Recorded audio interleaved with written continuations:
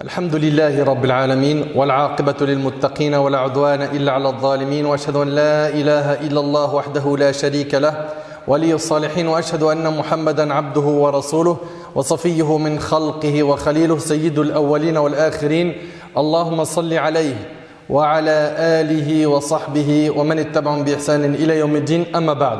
Mes chers frères et sœurs, parlons aujourd'hui d'un problème que vit énormément de musulmans et de musulmanes. Chacun d'entre nous s'est déjà senti à certains moments de sa vie très mal, angoissé. Pourtant, il est possible que cette personne-là ne manque de rien au niveau du matériel. Plus d'une personne parmi nous a déjà connu l'angoisse, le stress. Pourtant, la personne n'a pas été touchée par une épreuve physique, une épreuve financière, une épreuve apparente. Cette personne, en fait, elle a été touchée par une épreuve qui touche le cœur. C'est quoi? C'est qu'elle s'est détournée de la voie d'Allah Tabarak wa Ta'ala. Elle s'est détournée du chemin d'Allah Azza wa Jal. Et j'attire toute votre attention sur cette khutba qui est très importante. Des fois, tu parles avec une personne et il te dit « Je vais très mal, je me sens pas bien. » Quand je suis seul dans ma chambre, mon cerveau il réfléchit trop et je me sens triste. Des fois, on entend même des gens qui disent « J'ai des idées sombres. » La raison de tout cela, c'est quoi? C'est que la personne s'est éloignée d'Allah Tabarak wa Ta'ala. Ton lien avec Allah, il est bien entretenu, tu vas être épanoui dans ton cœur. Tu seras solide, même au moment de l'épreuve. Par contre, ton lien avec Allah, tu l'affaiblis, wallahi, tu peux avoir du matériel comme tu veux. La dernière voiture, portable, tu as de l'argent, tu te prives de rien, tu es capable de tout te procurer. À partir du moment où ce vide n'a pas été comblé, le vide spirituel dans ton cœur, tu continueras à traverser énormément de moments d'angoisse. Tu ne te sentiras pas bien au fond de toi-même. Et je sais que ce sujet, il parle à plus d'une personne parmi nous. Il nous parle. Allah Tabarak wa Ta'ala, il nous a tout enseigné dans notre magnifique et sublime religion. Mais comme un grand nombre d'entre nous n'étudient pas la religion, certains s'en sont détournés. Résultat des comptes, ils cherchent des solutions en dehors de l'islam. Mais vous n'en trouverez pas, ahbab al-kiram. Vous n'en trouverez pas, c'est dans le din où il y a les solutions. Allah Tabarak wa Ta'ala, il dit, méditez bien s'il vous plaît, Allah yajazikum khair, sur les paroles d'Allah Tabarak wa Ta'ala. Allah Azza wa Jalla, il nous dit, فَمَنْ يُرِدِ اللَّهَ أَنْ يَهْدِيَهُ يَشْرَحْ صَدْرَهُ لِلْإِسْلَامِ وَمَنْ يُرِدْ أَنْ يُضِلَّهُ يَجْعَلْ صَدْرَهُ ضَيِّقًا حَرَجًا كَأَنَّمَا يَصَّعَّدُ فِي السَّمَاءِ. Et puis quiconque Allah veut guider, et Allah guide ceux qui cherchent la guider, ceux qui demandent la guider, ceux qui veulent la guider. Et quiconque Allah veut guider, il lui ouvre la poitrine à l'islam. Et quiconque il veut égarer, il rend sa poitrine étroite et gênée. Vous entendez, s'il vous plaît? Comme s'il s'efforçait, regardez, subhanallah, comme s'il s'efforçait de monter au ciel. Plus tu montes en altitude, moins tu respires bien, n'est-ce pas? Et regardez l'image ici. Allah Tabarak wa Ta'ala, il nous montre clairement que la personne qui s'égare du chemin d'Allah, qui s'écarte du chemin d'Allah, elle est comme celle qui fait quoi? Qui s'efforce de monter au ciel. Il va étouffer. En deux mots, ta vie sans Allah, ça va être un étouffement. Tu vas avoir beaucoup de mal à trouver ce que tu recherches, toi qui cherches le bonheur, l'épanouissement, la tranquillité intérieure, tu vas avoir du mal.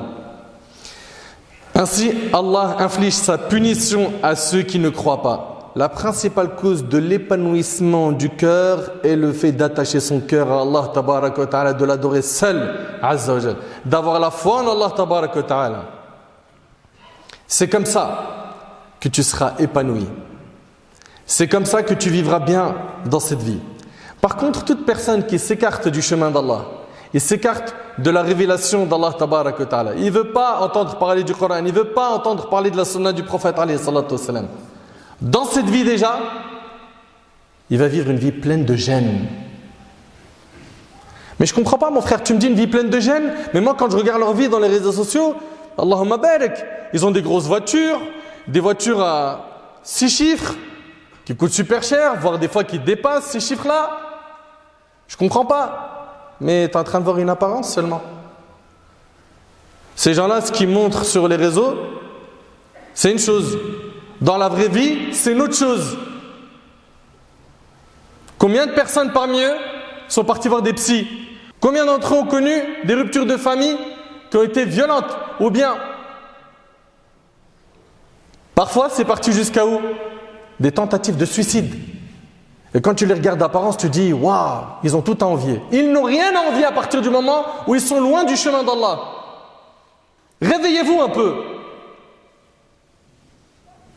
Subhanallah, Allah tabarak wa ta'ala, il nous dit dans le Coran, وَمَنْ أَعْرَضَ عَنْ ذِكْرِي فَإِنَّ لَهُ مَعِيشَةً ضَنْكًا وَنَحْشُرُهُ يَوْمَ الْقِيَامَةِ أَعْمَى. Méditez s'il vous plaît sur ces versets. Allah tabarak wa ta'ala, il dit, et quiconque se détourne de mon rappel, Ata, rahimahullah, il a dit ma'u'idhati, c'est-à-dire mes exhortations. Ibn Sa'ib a dit an al-Qur'an, wa lam yu'min bihi, wa lam yattabi'h. Ibn Sa'ib dit, il s'est détourné ici du Coran. Il n'a pas cru au Coran, il ne l'a pas suivi. Al-Dhahak ibn Abbas, ils disent, ici, al-ma'isha danka, c'est quoi? Tadiq alayhi abwab al-khayr. Les portes qui mènent au bien vont se refermer sur son visage. Pourquoi? Parce qu'il s'est détourné de la religion d'Allah. Donc ce qui va s'attirer, c'est le mal. Vous comprenez? Ce qu'il va s'attirer, c'est le mal. Et quiconque se détourne de mon rappel mènera certes une vie pleine de gêne. Voilà ce qu'il nous dit Allah subhanahu wa ta'ala. Et le jour du jugement, nous l'amènerons aveugle au rassemblement. Allahu Akbar. Le jour du jugement, il est ressuscité aveugle. Il dira, oh mon Seigneur, pourquoi m'as-tu amené aveugle alors qu'auparavant je voyais? Allah lui dira, de même que nos signes, nos enseignements, tu étais venu et tu les as oubliés, ainsi aujourd'hui tu es abandonné. Allahu Akbar. Mes chers frères, mes chères sœurs, être angoissé de l'âme, c'est quelque chose de très douloureux. C'est dur. Et le remède, il est dans le din, dans le fait de revenir à Allah subhanahu wa ta'ala. Mais il y en a qui se voilent la face. Il y en a, ils le savent, mais ils préfèrent quoi? Ils préfèrent ce que leur propose Iblis, le monde du faux, le monde de l'égarement, le monde du haram.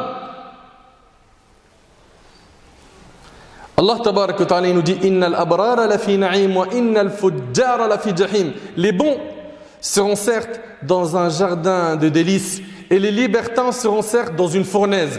Ibn al-Qayyim rahimallah, il dit concernant les délices qu'on va connaître les bons, les pieux, ils ne se limitent pas aux délices du jour du jugement. Il nous dit ici que ce sera des délices pour eux dans cette vie. Par quoi? Par la foi. Wallahi, quand tu as la foi en Allah, tu as goûté au plus grand bonheur sur terre.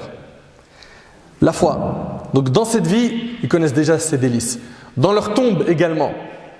Et le jour du jugement. C'est Al-Jannah. Allahumma ja'alna min ahli al-Jannah ya Rabb. Par contre, ceux qui se sont éloignés du chemin d'Allah, pareil, ils connaîtront les ténèbres dans ces 3 étapes. Dans leur vie d'ici-bas, dans leur tombe et le jour du jugement. Mes chers frères, mes chères sœurs, Abdullah ibn Abbas radiyallahu ta'ala anhu an jami' as-sahaba a dit les bonnes actions apportent de la clarté au visage, de la lumière dans le cœur, de la largesse dans la subsistance, de la vitalité au corps et de l'amour pour lui dans le cœur des gens.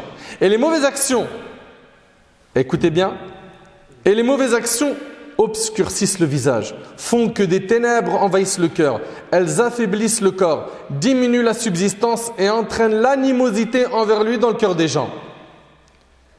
Sachez que s'éloigner d'Allah tabarak wa ta'ala jusqu'au point où ton âme est angoissée, ça a des conséquences. Vous voulez connaître ces conséquences? Soyez attentifs. 1.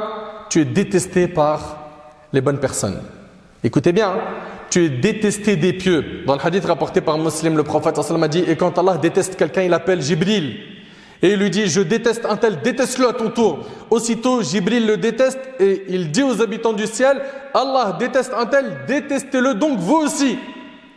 Puis on le rend antipathique sur terre, c'est rapporté par Muslim. Même sur terre, il n'est pas aimé. Il n'est pas aimé par qui? Par les pieux, les bonnes personnes. Par contre, les shayatines, les démons, parmi les humains, eux, ils l'aiment. Ils veulent sa fréquentation. Ils le veulent à leur côté. La deuxième chose que ressent cette personne qui a une âme angoissée à cause des péchés, on a dit 1, il est détesté par les pieux. 2, ils sont tout le temps cette solitude. Cette solitude qui lui ronge le cœur, qui lui fait mal. Pourquoi? Parce qu'il s'est éloigné d'Allah tabaraka wa ta'ala. C'est une personne qui, non seulement il sent la solitude, mais en plus de cela, son âme, tellement elle a été impactée par le mal, par le haram, elle en est devenue allergique au monde du halal. C'est le type de personne, quand on lui fait un rappel, on lui rappelle Allah, il n'écoute pas. Quand on veut lui faire changer de fréquentation et on lui présente des gens bien, il les esquive. Quand on lui fait écouter le Coran, il ne veut pas l'écouter. Et quand il l'écoute, il ne le médite pas. Son âme a trop d'attirance pour le monde haram, le monde sale. Mais par contre, ce qu'Allah tabaraka wa ta'ala aime, ça non. Il n'aime pas ce monde. Il le fuit. Troisième conséquence, c'est la dureté du cœur. La dureté du cœur. La personne qui a une âme angoissée à cause des péchés, elle en arrive à un stade où son cœur durcit. C'est quelqu'un qui a le cœur dur envers quoi? Envers les pratiques religieuses. Il n'aime pas les rappels, il n'aime pas écouter ce qu'il attend le jour du jugement. Tout ce monde-là, il n'aime pas. Allah tabaraka wa ta'ala dit Alam ya'nini alladhina amanu an takhsha'a qulubuhum li dhikrillah wa ma nazala min al-haqq. Le moment n'est-il pas venu pour ceux qui ont cru que leur cœur s'humilie à l'évocation d'Allah et devant ce qui est descendu de la vérité, à savoir le Coran? ولا يكونوا كالذين أوتوا الكتاب من قبل فطال عليهم الأمد فقست قلوبهم وكثير منهم فاسقون.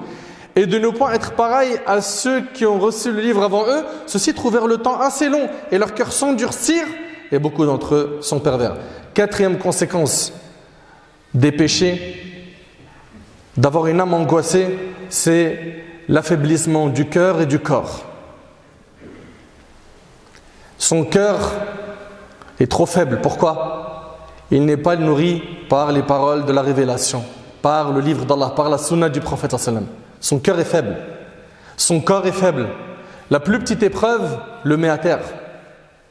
Par contre, la personne qui entretient son corps devient solide. Au moment de l'épreuve, il tient.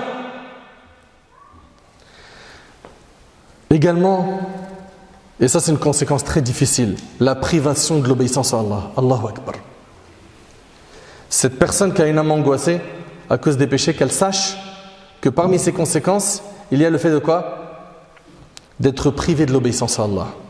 Le péché est un obstacle sur le chemin de l'obéissance. Il obstrue son chemin une première fois, puis une deuxième fois, puis une troisième fois, et ainsi de suite. Il y en a plein, tu leur demandes, mais pourquoi tu ne te réveilles pas pour le fajr? Ils disent, Wallah, je sais pas, je règle mon réveil, je sais pas, ça marche pas. Diminuons nos péchés. Diminuons nos péchés. Les péchés, c'est un obstacle, ça empêche d'aller de l'avant. Cet homme angoissé à cause des péchés est en train de brûler sa vie dans ce qui met en colère son Seigneur Azza wa Jal.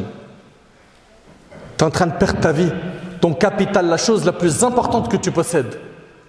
Certains, ils profitent de leur vie. Ils obéissent à Allah subhanahu wa ta'ala et en même temps, ils ont des côtés loisirs, des divertissements qui sont permis. Mais d'autres, non. Ils ne connaissent qu'une seule chose, c'est quoi? C'est le haram. Et à force de faire du haram, qu'est-ce qui se passe? Tu es en train de détruire ta vie. Et le jour du jugement, la personne dira quoi? Il dira, hélas, que n'ai-je fait du bien pour ma vie future? Si seulement j'avais fait du bien pour ma vie future. Si seulement. Également, sache que parmi les conséquences de cette âme angoissée, durci par les péchés, c'est quoi? C'est le fait que le jour du jugement, la personne fasse faillite. Elle n'est plus rien comme bonne action. Il a été injuste envers un tel, mauvais envers un tel, il a insulté un tel, il a pris les biens d'un tel, etc. Le jour du jugement, tu rembourses avec quoi? Avec tes bonnes actions. Allah Ta'ala, il dit que le jour du jugement, c'est un jour où l'homme, il va fuir qui? Il va fuir son frère, sa mère, son père, sa compagne, ses enfants. Chacun de ce jour-là aura son propre cas pour l'occuper. Ahbab el-Karam, dans notre religion, à chaque fois qu'il y a un problème, sachez qu'il y a des solutions. À chaque fois qu'il y a une maladie, il y a quoi? Son remède. Ici, le prophète sallallahu alayhi wa sallam, il nous dit, dans un extrait d'un hadith, il dit « Allah n'a pas mis une maladie sans qu'il ait donné un remède ». Sachez, Ahbab el-Karam, que la première chose qu'il faut faire pour soigner cette âme angoissée, c'est le fait de revenir vers Allah tabarak wa ta'ala. Revenir vers l'évocation d'Allah. Revenir vers le dhikr d'Allah, vers le repentir sincère. Allah Ta'ala il nous dit Illa man taba wa amana wa amila amalan saliha fa ulaika yubaddilu Allahu sayyi'atihim hasanat wa kana Allahu ghafuran rahima. Sauf celui qui se repent, croit et accomplit une bonne œuvre, ceux-là, écoutez bien, Allah il change leurs mauvaises actions en bonnes. Tu te repens sincèrement, tu accomplis des bonnes actions, tes péchés sont transformés en bonnes actions. Donc c'est pas trop tard. Ne dis pas que c'est trop tard. Toi qui aujourd'hui veux à tout prix une meilleure situation pour ton âme, reviens vers Allah. Man amila salihan min dhakarin aw untha wa huwa mu'min falanuhyiyannahu hayatan tayyiba. Al-aya. Allah Ta'ala nous dit quiconque mâle ou femelle fait une bonne œuvre tout en étant croyant. Fais des bonnes œuvres tout en étant croyant. Nous lui ferons vivre une bonne vie. De l'autre côté, quiconque se détourne de mon rappel mènera certes une vie pleine de gêne. À toi de choisir, tu veux quel mode de vie? Tu veux vivre heureux sur terre ou malheureux? Tu veux vivre heureux? Crois en Allah, fais des bonnes œuvres.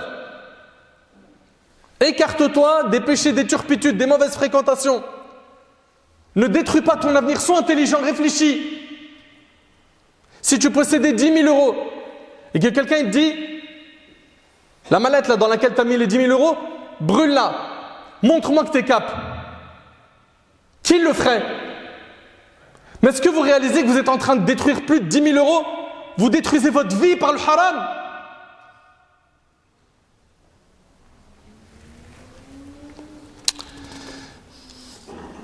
Ahbab el-Kiram, toute personne qui veut la réforme de son âme, qu'elle se rapproche d'Allah, qu'elle se repent, qu'elle mette une croix sur le monde de l'illicite. Et concrètement, pour ce qui est des bonnes actions, je m'enjoins ainsi que vous à accorder énormément d'importance à nos 5 prières quotidiennes, à les faire à l'heure et à ne pas les faire sortir de leur temps. Les 5 prières. Également, multiplier après cela les sunnas, les prières de nuit, le dhikr du matin et du soir. Toi qui veux la protection d'Allah, toi qui veux le soutien d'Allah, le dhikr, invoque Allah, évoque Allah, invoque Allah, afin qu'Allah subhanahu wa ta'ala il apaise ton cœur. Tu vas vivre heureux. Allah Ta'ala dit alladhina amanu wa tatma'innu qulubuhum bi dhikrillah ala bi dhikrillah tatma'innul qulub. Ceux qui ont cru et dont les cœurs se tranquillisent à l'évocation d'Allah. N'est-ce point, nous dit Allah, écoutez bien, n'est-ce point par l'évocation d'Allah que se tranquillisent les cœurs? Allahu Akbar. Le prophète alayhi salatu wassalam, il disait dans les moments d'épreuve, dans les moments difficiles, la ilaha illallah al-azim al-halim. لا إله إلا الله رب العرش العظيم لا إله إلا الله رب السماوات ورب الأرض ورب العرش الكريم. C'est rapporté par Bukhari Muslim selon Ibn Abbas. En cas d'affliction, il disait nulle divinité n'est digne d'être adorée en dehors d'Allah, le très grand, le doux. Nulle divinité n'est digne d'être adorée en dehors d'Allah, maître de l'immense trône. Nulle divinité n'est digne d'être adorée en dehors d'Allah, maître des cieux, maître de la terre et maître du trône sublime. Ibn al-Qayyim rahimahullah, il dit que le fait d'évoquer Allah, parler d'Allah, prononcer ces formules d'évocation a un impact direct sur le cœur. Et sur le fait de quoi? D'être épanoui, intérieurement parlant, de se sentir bien. Par contre, le fait d'être insouciant, de s'écarter de la voie d'Allah tabarak wa ta'ala, c'est quoi? C'est emprisonner son âme, la faire souffrir. Parmi les choses aussi qui aident à se réformer, à refermer son âme, il y a quoi? Surveiller ses regards. Faites attention à ce que vous regardez. Également, ne pas parler pour rien dire. Faites attention quand vous parlez. Surveillez vos propos. Ne pas écouter n'importe quoi. ne pas fréquenter n'importe qui, peu manger, peu dormir. Les excès de ces choses provoquent des douleurs au cœur, des angoisses et la personne finit par être mal dans sa peau. Ahbab al-Kiram, en résumé, ça donne quoi? En résumé, toi qui veux vivre une vie pleine de joie, une vie où tu es épanoui dans ta famille, dans ton couple, avec tes enfants, avec ton entourage, dans ton travail, avec tes voisins, dans ton environnement, rapproche-toi d'Allah et réconcilie-toi avec ton Seigneur Azza wa Jal. Ça suffit cette vie que tu mènes dans l'égarement. Ça suffit cette vie dans l'insouciance. C'est bon. Tu as fatigué ton âme. Repose-la. Apaise-la par la religion. Venez à la mosquée. Fréquentez les mosquées. Écoutez des rappels. Pratiquez plus la religion. Vous savez que telle chose est obligatoire et telle chose est interdite. Mais il y en a plein, il faut comme si de rien n'était. Il faut qu'on se reprenne en main. On n'a qu'une seule vie sur terre. Pourquoi jusqu'à maintenant on est piloté par Shaitan? Il va falloir nous désavouer de lui avant que vienne un jour où lui-même se désavouera de nous. Sallallahu subhanahu wa ta'ala an yanfa'ani bima qultu wa yanfa'ani.